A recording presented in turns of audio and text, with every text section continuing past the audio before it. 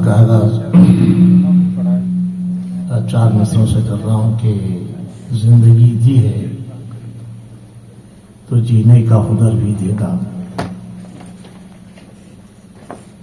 زندگی دی ہے تو جینے کا ہنر بھی دینا، پاؤں بخشے ہیں تو توفیق کے سفر بھی دینا، گفتگو تو نے سکھائی ہے کہ میں گونگا تھا اب میں بولوں گا، میری باتوں میں اثر بھی دینا۔ صدر عالی وقار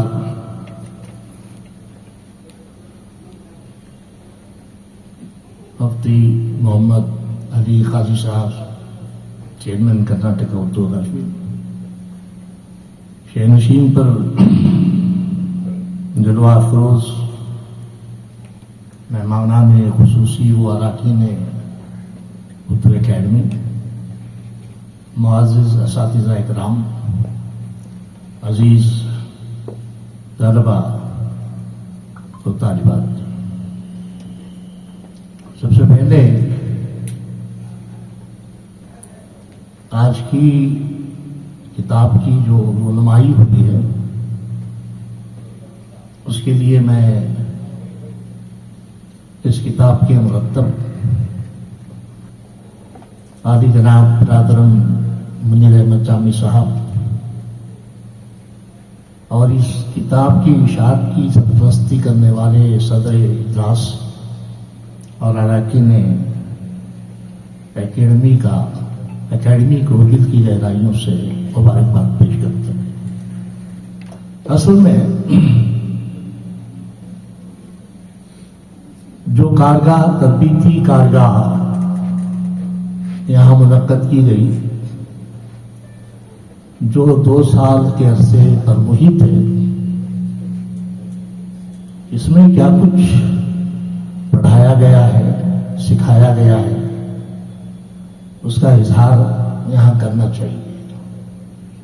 اس لیے مجھے اس بات کو شروع کرنے سے پہلے اقبال کا ایک شعر یاد آ رہا ہے، ان کا پیام اور ہے میرا پیام اور، عشق کے درد مند کا طرز کلام اور۔ حضرات، انسان اور حیوان میں جو بنیادی فرق ہے وہ لطف اور شعور کا ہے۔ یہ 2 ایسی خصوصیات ہیں جس کی وجہ سے اللہ تبارک و تعالیٰ نے انسان کو اشرف المخلوقات کہا ہے کہ اسے بولنے کی قوت عطا کی گئی، پھر اسے شعور بخشا، اسے عقل دی گئی، لہذا تخلیقی اظہار کے لیے بھی زبان کا ہونا بہت ضروری ہے۔ اس کارگاہ میں اس کی طرف بھی توجہ دی گئی۔ جب آپ کو زبان نہیں آئے گی تو آپ اپنے خیالات کا اظہار بھی نہیں کر پائیں گے۔ تو کسی بھی انسان کے لیے چاہے کوئی بھی زبان نہ سیکھے، وہ اگر ایک مصنف بننا چاہتا ہے، شاعر ہے، صحافی ہے، تو اس کے لیے زبان کا آنا بہت ضروری ہے۔ اگر زبان نہیں آئے گی، اس کے اندر تو خیالات کا ایک سمندر موجزن اس کے دل میں رہے گا، لیکن وہ اپنی بات کا اظہار نہیں کر سکے گا، اس لیے کوئی زبان سے واقف نہیں۔ اور اردو زبان ویسے بولنے میں آسان تو لگتی ہے لیکن اتنی آسان نہیں ہے۔ ہم جو زبان بولتے ہیں وہ زبان اردو نہیں ہے بلکہ وہ دکٹی ہے۔ اسی لیے داغ نے کہا تھا کہ نہیں کھیل اے داغ یاروں سے کہہ دو کہ آتی ہے اردو زبان آتے آتے۔ یہ زبان یوں نہیں آتی، اس کے لیے محنت درکار ہے۔ ابھی راہی صاحب نے بھی اس کی طرف اشارہ کیا ہے کہ جب تک اساتذہ کے سامنے آپ ان کی صحبت میں نہیں رہیں گے پھر آپ زبان سیکھ نہیں پائیں گے۔ ہم زبان سے بہت دور ہوتے جا رہے ہیں۔ بیر نے کہیں کہا تھا بولتے سب ہیں اسے، ہمارا آدمی آہستہ، بولتے سب ہیں اسے، پڑھتا مگر کوئی نہیں، جناب میر بھی ایک ایسی زبان چھوڑ گئے، ہم بولتے ضرور ہیں لیکن پڑھتے نہیں، اور لکھنے کی بات تو بہت دور کی رہی، اس لیے میں اکثر بدل صاحب کہا کرتا ہوں ہم پڑھے لکھے لوگ ہیں، لکھے پڑھے لوگ نہیں، آدمی کو لکھا پڑھا ہونا چاہیے۔ تو میں عرض کر رہا تھا کہ جب تک کہ زبان نہیں آئے گی اس وقت تک آپ اپنے خیالات کا اظہار نہیں کر سکتے جس خوبی سے آپ کو کرنا ہے۔ جس طرح اور اصناف سخن کے لوازمات ہوتے ہیں، فنی لوازمات ہوتے ہیں، اسی طرح زبان کی بھی اجزاء ہے، زبان کی اجزاء پر بھی ہماری نظر ہونی چاہیے، خاص کر کے ہماری اساتذہ کی۔ جب زبان پر اساتذہ کی نظر نہ ہو، قدرت نہ ہو، تو اپنے طلباء کو وہ صحیح زبان سکھا نہیں سکتا۔ اس میں جو اہم چیز ہے نثر کے اجزاء میں صیغت الفاظ، اس کی طرف ہماری توجہ نہیں ہے۔ جب اساتذہ کی توجہ نہیں ہے تو پھر آپ طالب علم سے توقع نہیں کر سکتے۔ صیغت الفاظ کا کیا معنی ہے؟ کون سا لفظ کس طرح پڑھا جائے، اس لیے کہ زیر و زبر سے اردو ایک ایسی زبان ہے، اردو اور فارسی اور عربی، کہ زیر و زبر سے معنی بدل جاتا ہے۔ جیسے ایک لفظ ہے گل، املا بھی وہی ہوگا، اور ایک ہے گل، دونوں کا املا وہی ہے، گل میں بھی گاف ہے نام ہے اور گل میں بھی گاف اور نام ہے، لیکن پیش سے معنی بدل گیا۔ گل سب کہاں کچھ لالا وہ گل میں نمایاں ہو گئی، کہا تھا غالب نے، اور گل آپ و گل مٹی اور پانی۔ تو لہذا یہ صیغت الفاظ پر ہماری نظر ہونی چاہیے، تبھی آپ کا تلفظ بھی ٹھیک ہو سکتا ہے۔ تلفظ ہمارا ٹھیک نہیں ہے، ہم نے بہت سے پڑھے لکھوں کو سنا ہے فکر کہتے ہیں، فکر کہتے ہیں، کیا صحیح ہے؟ وہ آئے وزن میں اتنا تو میر نے دیکھا، پھر اس کے بعد چراغوں میں روشنی نہ رہی، اور یہ شعر میر کا نہیں ہے۔ اس پر بھی میں نے بحث کی تھی اپنے ایک لیکچر میں کہ تحقیق اور تنقید میں کیا فرق ہے اور کس طرح سے ہمیں تحقیق کرنی چاہیے۔ وائے بزم میں اتنا تو فکر نے دیکھا، آپ فکر ڈال کے دیکھیے، وزن سے خارج ہو جاتا۔ تو شاعری میں وزن کی بڑی اہمیت ہے، وزن کی نہیں، وزن کی بڑی اہمیت ہے۔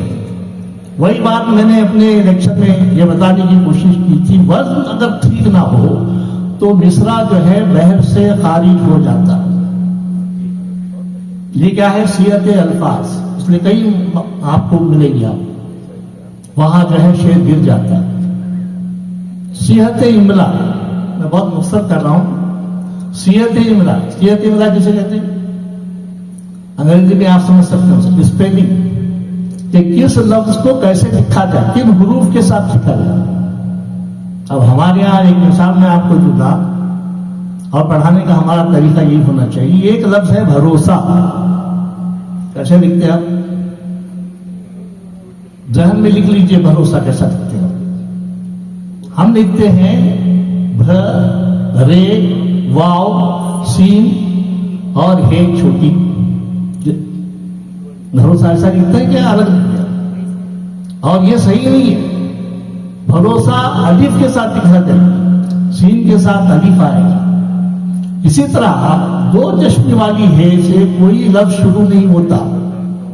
ہم نے کئی کتابوں میں دیکھا ہے مولوی صاحب کے ہاتھی کو دو چشمے والی ہے سے لکھا جاتا ہے۔ یہ تو درمیان عربی میں ہے لیکن اردو میں نہیں۔ اور آج جو جدید ہمارے پاس جو املا ہے پہلی آپ قدیم کتابیں آپ دیکھ لیجئے، ان کو ملا کے لکھتے ہیں، ان کو ان کو ملا کے لکھتے ہیں۔ آج کیا طریقہ ہے؟ ان کو الگ لکھیے اور کو الگ لکھیے۔ تو یہ صیت ہے املا کا بھی ہمارے ہاں۔ اور بڑی بات بتاؤں، بالکل کیسا لکھتے ہیں؟ میں نے یاد ہوگا میں بتایا تھا آپ کو، بالکل لکھتے ہیں۔ لکھ کیا رہے ہیں آپ؟ لکھ رہے ہیں بالکل، پڑھ رہے ہیں بالکل۔ کیا وجہ اس کی؟ دیکھیے ہمارے یہاں حرف کی دو قسمیں ہیں، ایک ہے حرف شمسی اور ایک ہے حرف قمری۔ حرف شمسی میں جیسا لکھا جاتا ہے ویسے پڑھا نہیں جاتا۔ اور سجاد بھائی نے آپ کو ان میں اردو سکھاتے ہوئے بات کہی تھی نا کہ تختی کرنے کا ایک اصول یہ ہے کہ جیسا پڑھا جاتا ہے ویسی تختی ہونی چاہیے، جیسا لکھا جاتا ہے تختی نہیں کریں گے آپ۔ لفظ کیا ہے؟ عبد الرحمان، لکھ کیا رہے آپ؟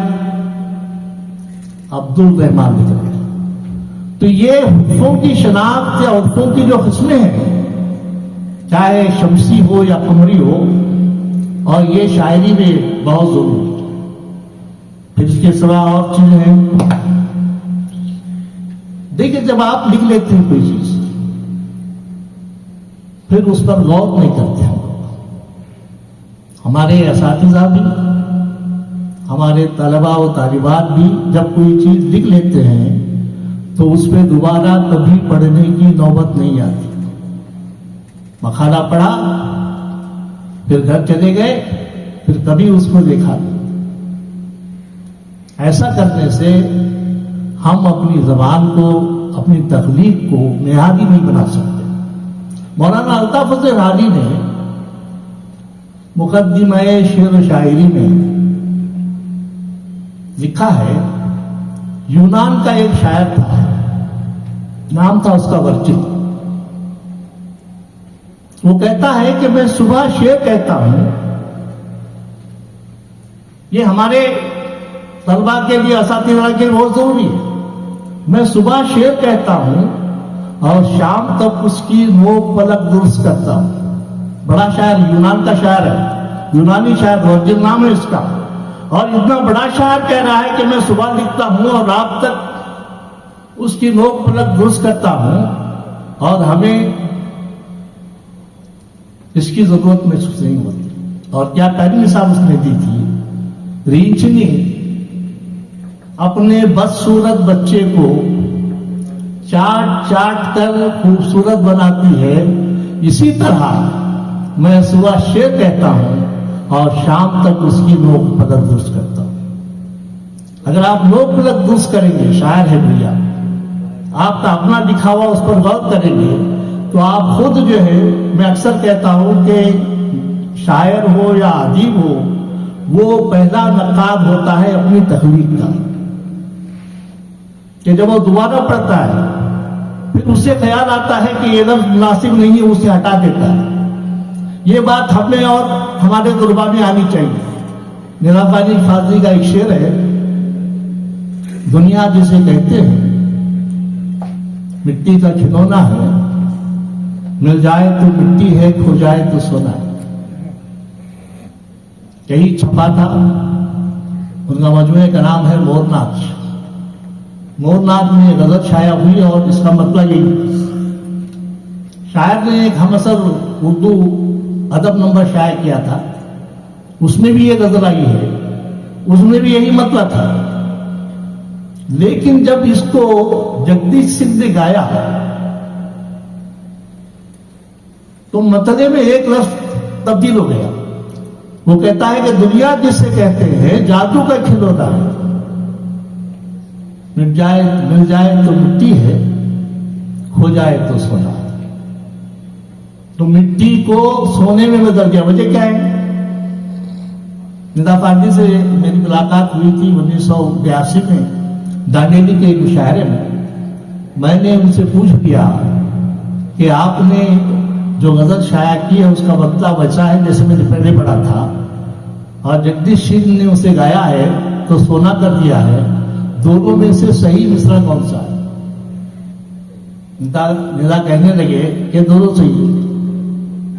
जब लिखा था तो पहले वैसा ही लिखा था जैसे आपने पढ़ा, और तब्दील मैंने ही किया है जैसे आपने सुना। तो खुद जो है शायर अपनी तकलीफ का नक्काद होता है, इसीलिए उसे बार बार अपनी बात को तब्दील करने का वक्त मिलता है। बस एक बात कहूंगा, मीर का एक मशहूर शेर है और सबको आपको याद होगा। वो कहते हैं कि सराने मीर के, आहिस्ता बोलो या कोई ना बोलो, सराने मीर के आहिस्ता बोलो, अभी टुक रोते रोते सो गया। लेकिन आपको मालूम होना चाहिए कि मीर ने जब ये शेर कहा था तो कहा था कि सराने मीर के कोई ना बोलो, अभी तक रोते रोते सो गया। और फिर उन्होंने ही इस पर गौर और फिक्र करके इसको आहिस्ता बोलो में तब्दील कर दिया, इसलिए कि मीर ने जो बात पहले कही थी वो खिलाफे आदत थी। इसका भी मैंने जिक्र किया था कि बात खिलाफे आदत नहीं होनी चाहिए आपकी। बहरहाल बातें तो बहुत हैं जो मैंने अपने लेक्चर्स में कही थी, और आखिर में एक बात कहूंगा दोबारा एक मरतबा और, ये किताब हमारे सामने है और ये उन लोगों तक पहुंचनी चाहिए जो इस कारगाह में हाजिर नहीं हो सके, ताकि इसलिए कि इसमें इतने बेहतरीन निकात हैं। ये निकात है, निकात नहीं ना, ये निकात है, निकात तो शोरा। ये हर उस्ताद के पास ये किताब होनी चाहिए ताकि ये किताब उसको रहनुमाई उसकी कर सके। लेकिन हमारा तजुर्बा ये कहता है कि किताबों का इजरा होता है, उसकी रहनुमाई होती है, लेकिन वो उन तक नहीं पहुंच पाती जिन तक ये पहुंचना है। इसीलिए किसी शायर ने बहुत अच्छी बात कही थी, इजरा की रस्म तक है किताबों की जिंदगी, इजरा की रस्म तक है किताबों की जिंदगी, फिर उसके बाद धूल है, हिम्मत है और बस। नाजिम सरगोर साहब ने बड़ी मुफीद बातें हमारे सामने रखी।